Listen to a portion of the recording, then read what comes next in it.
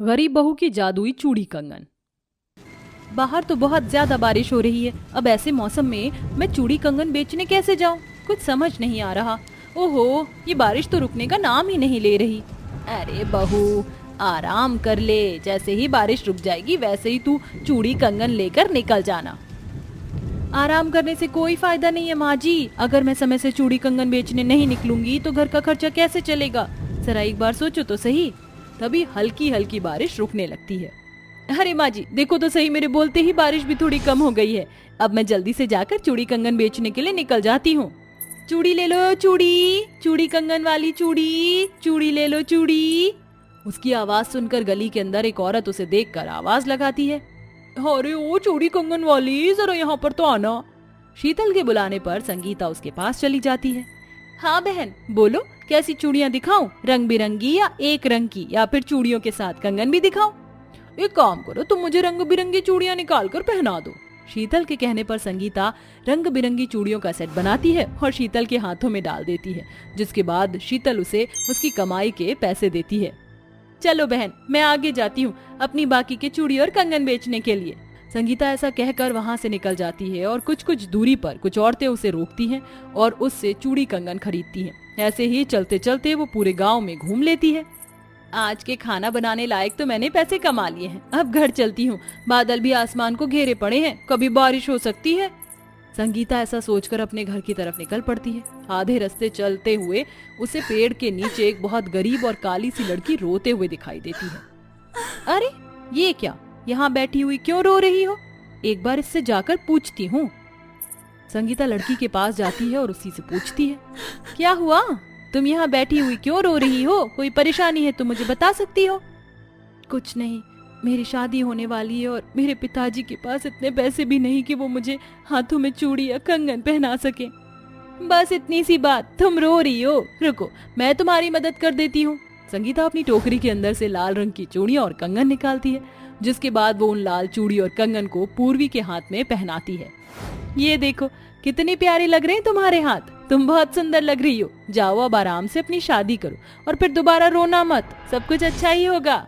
संगीता के ऐसे कहने पर पूर्वी खुशी खुशी वहाँ से चली जाती है, जिसके बाद संगीता अपनी टोकरी अपने सर पर रखती है और घर की तरफ लौटने लगती है। लेकिन तभी चलते चलते उसके पैरों में एक पत्थर लग जाता है और वो धड़ाम से नीचे गिर जाती है, जिसके चलते उसकी टोकरी के सारे कंगन और चूड़ियां जमीन पर गिरकर टूट जाते हैं। हे भगवान, ये क्या, सारे कंगन सारी चूड़ियां टूट गईं। अब मैं क्या करूंगी? संगीता वहाँ टूटे हुए कंगन और चूड़ी को देखकर रोने लगती है। तभी वहाँ पर एक देवी माँ प्रकट होती हैं, जिनके हाथों में वही चूड़ियां होती हैं जो संगीता ने पूर्वी को पहनाई थी। रोना बंद करो संगीता, रोने से कुछ नहीं होगा। हर समस्या का समाधान निकालने से निकलता है, रोने से नहीं। और तुम तो इतनी अच्छी हो कि तुम्हें रोने की जरूरत नहीं। मैं तुम्हारी मदद करने आई हूँ। संगीता अपने सामने देवी माँ को देखकर हैरान रह जाती है और देवी माँ को देखते ही वो रोते हुए अपने सभी दुख उन्हें बताती है। अब बताओ देवी माँ, मैं अपने परिवार का पालन पोषण कैसे करूंगी? उनका इस दुनिया में मेरे अलावा और कोई भी नहीं है और मेरी बेटी 3 महीने से उसके स्कूल की फीस भी नहीं गई है। संगीता की बात सुनते ही देवी माँ अपना हाथ ऊपर करके उसे आशीर्वाद देती हैं। आज के बाद तुम्हें कभी किसी भी परेशानी का सामना नहीं करना पड़ेगा और तुम जब भी किसी को चूड़ियां पहनाओगी उसकी समस्या खत्म हो जाएगी। तुम लोगों की मदद करना, सबकी परेशानियां दूर हो जाएंगी और तुम्हें इसका फल जरूर मिलेगा।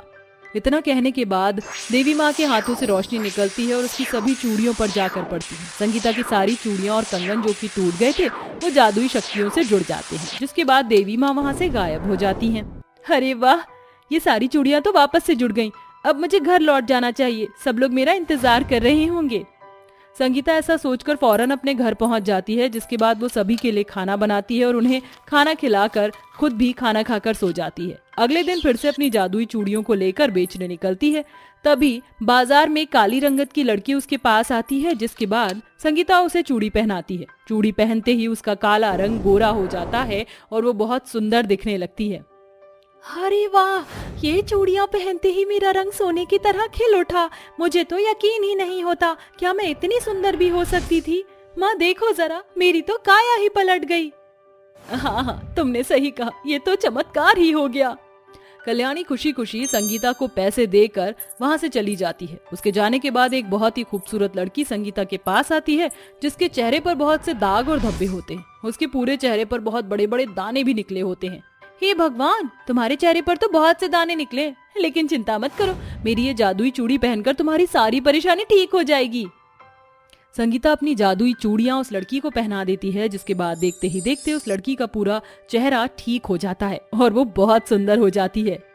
क्या सच में ये मैं हूँ? मुझे तो यकीन ही नहीं होता। कितना इलाज करवाया, कितना कुछ किया, लेकिन मेरा चेहरा ठीक ही नहीं हो रहा था।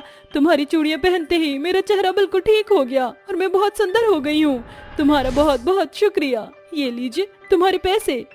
जादुई चूड़ियों का चमत्कार देखकर सभी लोग बहुत खुश होते हैं और संगीता से जादुई चूड़ियां पहनते हैं। संगीता अपनी टोकरी के अंदर से जितनी जादुई चूड़ियां निकालती वो वापस उतनी ही हो जाती।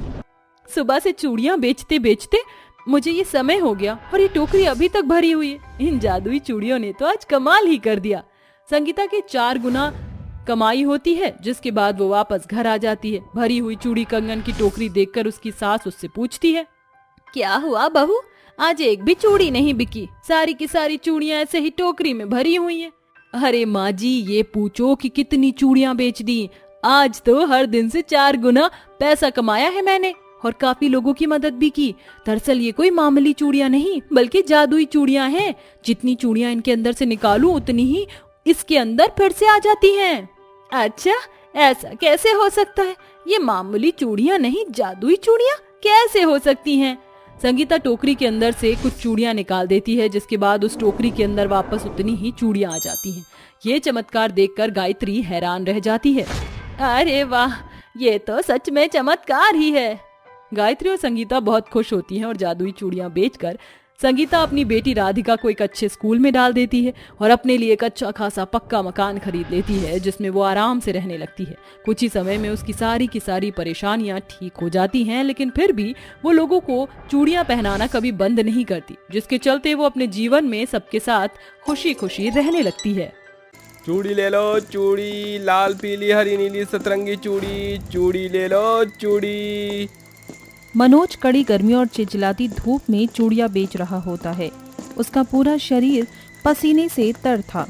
हे भगवान, आधा दिन बीत गया, अब तक चूड़ियों की बोनी तक भी नहीं हुई। पहले तो मेरी चूड़ियां हाथों हाथ बिक जाया करती थी, मगर जब से नए ज़माने में शिफॉन की चूड़ी और मेटल की चूड़ी क्या आ गई, उसने हम गरीब मनिहारों से रोज़ी रोटी कमाने का जरिया ही छीन लिया है। ये चूड़ियाँ बेचकर ही तो मेरे घर की रोज़ी रोटी चलती है। जाने आज मुझ गरीब के घर चूल्हा जलेगा कैसे। सारा दिन पसीना बहाकर भी मनोज की एक भी चूड़ी नहीं बिकती और शाम ढलता देख वो घर आने लगता है। तभी तेजी में आ रही गाड़ी उस गरीब चूड़ी वाले को मारकर आगे बढ़ जाती है, तो वहीं दूसरी तरफ कुमकुम के हाथों में सिंदूर का डिब्बा जमीन पर बिखर जाता है। हे माँ दुर्गा, ये कैसा अपशगुन है? मेरी सुहाग की रक्षा करना माँ। तभी गांव का एक व्यक्ति भागता हुआ उन्हें खबर दे जाता है। कुमकुम अपनी सास और ननंद के साथ अस्पताल आती है। डॉक्टर साहब, कैसा है मेरा बेटा? देखिए, इनका एक्सीडेंट बहुत ही बुरी तरह से हुआ था, जिससे इनकी रीढ़ की हड्डियां टूट गई हैं और उनके पैरों की जान भी चली गई है। अब वो सारी जिंदगी ऐसे ही रहेंगे। ये सुनकर उर्मी कुमकुम को कोसते हुए कहती है, पड़ गई तुम्हारी कलेजे को ठंडक भाभी। आज तुम्हारे कारण मनोज भैया मौत के मुंह में है। ननन जी, ये आप क्या कह रही हो? मनोज मेरे पति हैं। माँ जी, क्या आपको भी यही लगता है कि मनोज जी के इस हालत की जिम्मेदार मैं हूँ? हाँ, मेरी उर्मी बिल्कुल ठीक कह रही है। जब से तेरे काले कदम इस घर में क्या पड़े, मेरे हंसते खेलते परिवार की खुशियाँ खाक में मिल गई। मेरी ही अकल पर पत्थर पड़ गए थे जो मैंने तुझ जैसी काली कलोटी अपशगनी को अपने घर की बहू बनाया। अपनी सास और ननंद के तीखे ताने सुनकर लाचार बहू फूट फूट कर रोती है। मनोज के साथ हुई बुरी दुर्घटना के बाद उनके घर में दाने दाने के लाले पड़ जाते हैं। माँ जी, घर में राशन का एक भी दाना नहीं है, क्या बनाऊं? कोयले की राख बना दे। अरे बहू, तो घर की लक्ष्मी होती है, मगर तू तो कुलक्षणी है, कुलक्षणी। तेरे कारण आज मेरे घर में राशन के एक एक दाने के लिए छकना पड़ रहा है। गरीबी और आर्थिक तंगी से कौशल्या की आंखों में अब कुमकुम का काला रंग खटकने लगता है, जिस कारण कौशल्या काली बहू को खूब खरी खोटी सुनाती। कुमकुम माँ दुर्गा के सामने अपना दुखड़ा सुनाया करती। हे दुर्गा माँ, मेरी आंखों के सामने मेरा परिवार दाने दाने के लिए तरस रहा है और मैं गरीब लाचार बहू कुछ नहीं कर पा रही। क्यों ना मैं चूड़ी बनाकर बेचूं? गृहस्थी चलाने के लिए गरीब काली बहू अगले दिन से चिलचिलाती कड़ी धूप में आंगन में बैठकर चूड़ियां बनाकर उन्हें बेचने के लिए भूखे प्यासे गर्मी में गांव-गांव सड़क सड़क भटकती है। चूड़ी ले लो चूड़ी, लाल पीली हरी नीली सतरंगी चूड़ी। अरे ओ चूड़ी वाली, क्या दाम है चूड़ियों का? 20 रुपए दर्जन है बहन जी। कौन सी चूड़ी दिखाऊं? ये लाल वाली, ये नीली वाली? अरे बस बस रहने दो, नहीं चाहिए मुझे तुम्हारी चूड़ियां, कच्ची चूड़ियों की इतनी कीमत। अरे इनके 20 रुपए दर्जन तो दूर, मैं तो इन टेढ़ी मेढ़ी चूड़ियों को 10 रुपए दर्जन में भी ना खरीदूं। हाँ चलो उठाओ अपनी चूड़ी और निकलो। ऐसा कहकर कावेरी गरीब चूड़ी वाली को वहां से भगा देती है और सारा दिन कुमकुम कड़ी धूप में चिल्ला चिल्ला कर चूड़ी खरीदने के लिए बुलाहट लगाती है, मगर जिसके बाद थकार कर वो माँ दुर्गा के मंदिर की सीढ़ी पर आकर बैठ जाती है। तभी एक अधेड़ उम्र की औरत उस दुखियारी बहू की चूड़ियों का दाम पूछती है। बेटिया, ये चूड़ियां कैसे रुपए दर्जन दिए? 20 रुपए दर्जन है अम्मा। ठीक है, तो मुझे ये लाल वाली चूड़ी 2 दर्जन दे दो।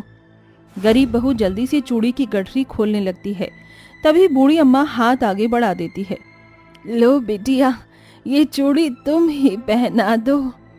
कुमकुम बड़े प्यार से बूढ़ी अम्मा को लाल चूड़ियां पहना देती है। तभी आसमान में बरसाती बादल उमड़ने घुमड़ने लगते हैं और झमाझम बारिश शुरू हो जाती है।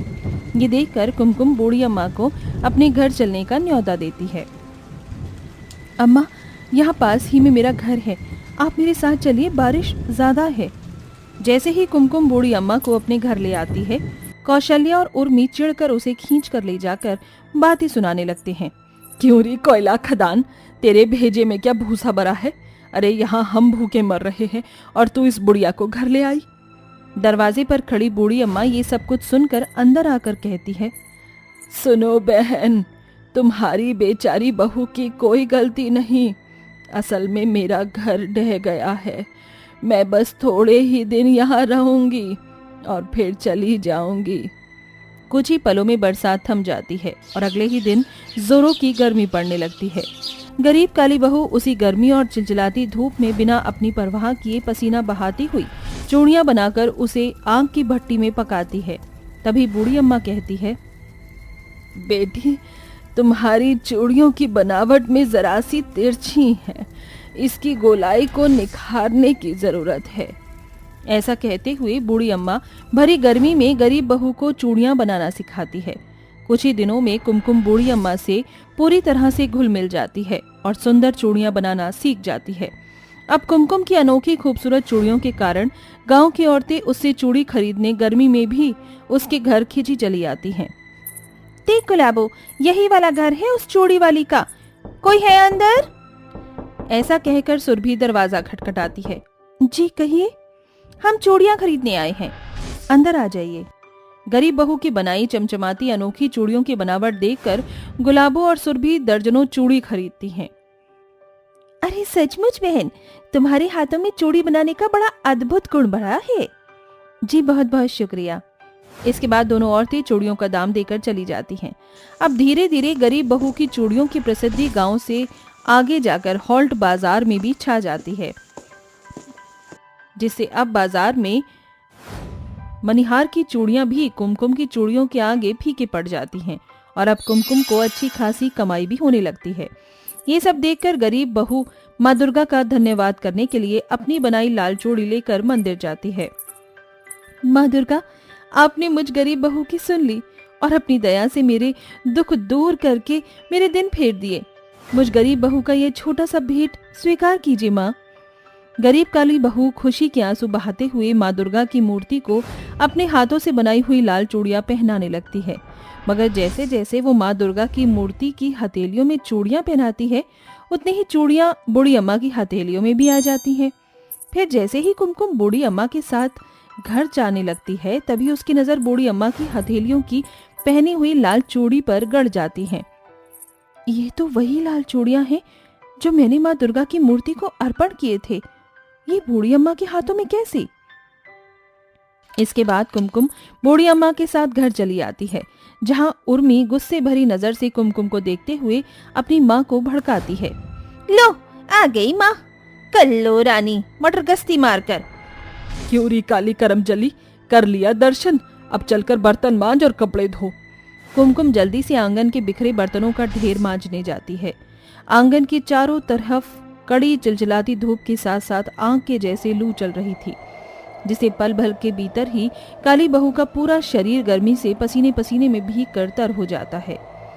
ये देखकर जैसे ही बूढ़ी अम्मा आसमान की तरफ ताकती है, धूप छांव में बदल जाती है और ठंडी ठंडी हवा चलने लगती है।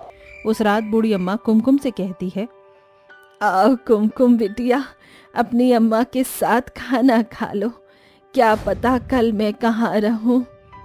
क्यों बूढ़ी अम्मा, आप अपनी बिटिया को छोड़कर कहीं जा रही हैं क्या? कुमकुम के सवाल पर बूढ़ी अम्मा मौन हो जाती हैं। अगली सुबह जब कुमकुम उठती है तो बूढ़ी अम्मा उसे कहीं दिखाई नहीं देती।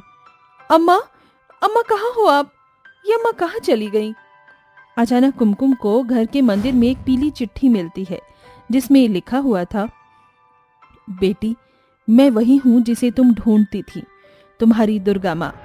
जब भी कोई दिन जन माँ दुर्गा को पुकारता है तो मुझे आना ही पड़ता है।